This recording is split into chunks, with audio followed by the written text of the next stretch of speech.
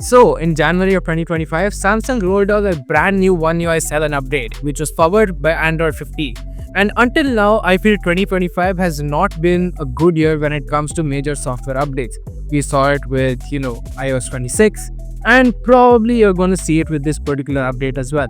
And now that Samsung is rolling out this One UI 7 update to a lot of their previous devices, I thought it's high time that we, review it. We see some of its brand new features, some of the hidden features that Samsung did not talk about, which, I feel is, the main strength of this new update.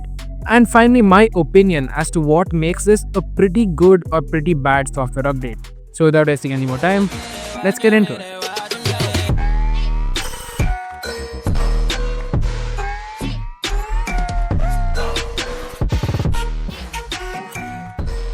Before we get on to the video, I would really appreciate it if you guys could subscribe to my channel.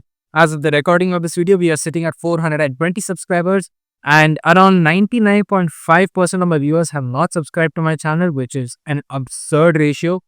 So yeah, a sub to the channel would be really cool. I'm aiming at 500 subscribers by the end of this year, and hopefully we can reach that goal. So a sub to the channel would be really cool, and also like the video while you're at it. Now let's head back to the video. So how about we start off with all of those features that Samsung spoke about, starting off with the brand new UI. So this time One UI 7 gives you a pretty fresh look with a lot of poppy colors, rounded corners instead of the regular boxy designs that we have. Now I must say I'm not a fan of some of the new icons, like especially the new gallery app icon, but it's something that I can live with. There's a new quick panel redesign where the top toggles are larger, spacing is better, and brightness control is easier to reach. Along with that, we have new lock screen shortcuts where you can add third-party apps as well and not just Samsung ones, which is the really good update. Now I can have applications like ChatGPT right there in my lock screen. You have smoother animations when it comes to app opening, swiping between menus, and pulling down the notification chain, and it's all noticeably more fluid as well. Finally, we have profile cards, which is a feature for your contacts, which is similar to how Apple shows profile cards for their users. Now you cannot share it like Apple devices, but you can share it with all of your contacts, and whenever you call another Samsung user, you can see it on your profile. So that's a new image along with a name of your choice, and it's a pretty good feature in my opinion.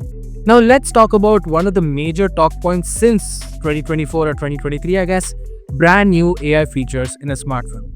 Now Samsung has included quite a few new AI features with this particular update. We have features like a Now bar, which is a dynamic bar that shows live information like your ongoing calls, timers, and even AI suggestions based on what you're doing. Secondly, we have interpreter mode, which is like a live translation mode, which Google kind of unveiled a few months ago. And this translates live conversations on device, which is really good for travel and also kind of keeps your information safe, especially if it's a conversation that you're having with someone. Finally, we have Summarize with Notes AI, wherein you can now tap and summarize long notes or PDFs, and there's no need for any third-party extra application. You can just use Samsung Notes, which, is a feature that was very long overdue.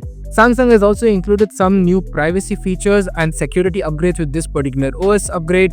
You have a new permissions dashboard wherein you can see which apps are using various different permissions across your device, such as your location, microphone, camera, and this makes it a whole lot easier to control apps that you feel should not require such permissions. Secondly, you have Samsung Knox Vault enhancements, which protects your passwords, keys, and face unlock data in a separate secure chip.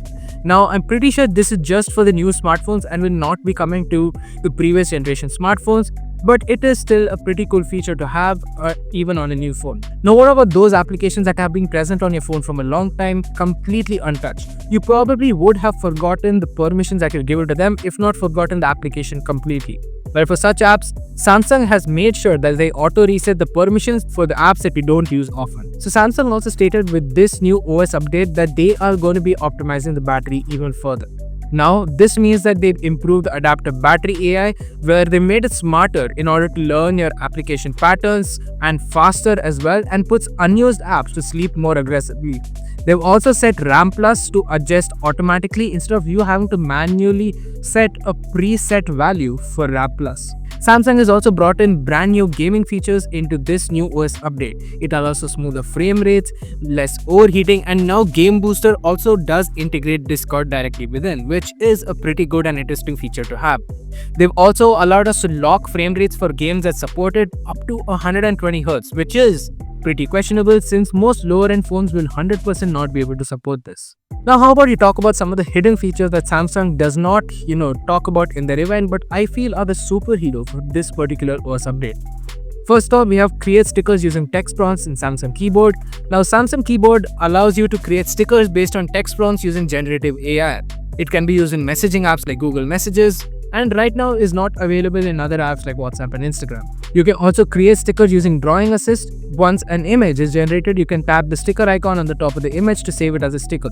One UI 7 even offers 5 sticker styles when you are saving a brand new sticker. Next up, One UI 7 also brings the ability to create free-form collages. In the Gallery app, you can select multiple images and hit the Create button at the bottom of the screen and then tap on the Collage button. You can then choose the first option to freely arrange selected images. You can even customize background color, blur effect, aspect ratio, and corner radius as well. Next up, we have minimized pop-up windows for applications that support it. So now for applications like Spotify, I find this to be a very cool feature. You get a minimized pop-up window of the song that's currently being played, and it is similar to what happens in the case of Dynamic Island with the iPhone. And now that Samsung has introduced there, I really do like the feature as well, although I do feel it is a mimic of the iPhone. Finally, we have new features to the camera app wherein we have a brand new UI. Although I'm not a big fan wherein everything is hidden away, I prefer my own accessible. One brand new feature that I do like is that the exposure is now remembered by the camera app for each mode that you're using. Now, if you're using low exposures, say on the normal camera mode, but a higher exposure on night mode, camera app is now going to remember it, which is a pretty cool feature to have, especially if you just want to take your phone out in any random mode and click immediately. Okay, now that we have covered all of the brand new features along with some of the hidden features, what is my opinion about this brand new One UI 7 update? Well, in my opinion, initially I didn't like it. I hated the poppy colors, the very rounded design of each and every single widget or icon, the brand new camera logo. I kind of despise this brand new update and wanted to go back to One UI 6. But over time, seeing how smooth the animations look, along with the status bar especially and the new profile cards, I've kind of come to like this brand new update. Now, there are a few features that I do miss from One UI 6, like for example, you could just swipe down on the home screen to get your quick settings, but now it doesn't open quick settings unless you swipe down all the way from the top right of your screen. Now, that can be switched off in panel settings, but it is kind of, sad to see that it's not a default settings, especially since it was unique to Samsung smartphones. Secondly, with the battery saver app or feature now, it does not switch off 5G, which is kind of a bummer. And if you do want to switch off 5G, you have to go all the way to connectivity settings to do so. Now, 5G is a major consumer of battery on a smartphone, and if you do want to conserve battery, I think the smartest choice would be to switch off 5G. And now that feature has been removed, you're not going to see the same difference in battery life that you would get before and after battery saver. Overall, in my opinion, it is a pretty good software update, but still, in my opinion, 2025 will be known as the year of pretty bad OS upgrades, like I said earlier, especially with the launch of iOS 26 and that glassy effect. No, that's all right, I'm sorry. Anyways, that's been it. Thanks for watching. Don't forget to subscribe to the channel. You guys can follow me on Instagram and Twitter. I'll leave links to both those accounts in the video description. Thanks for watching. This is Tech Savage, and see you guys in the next one.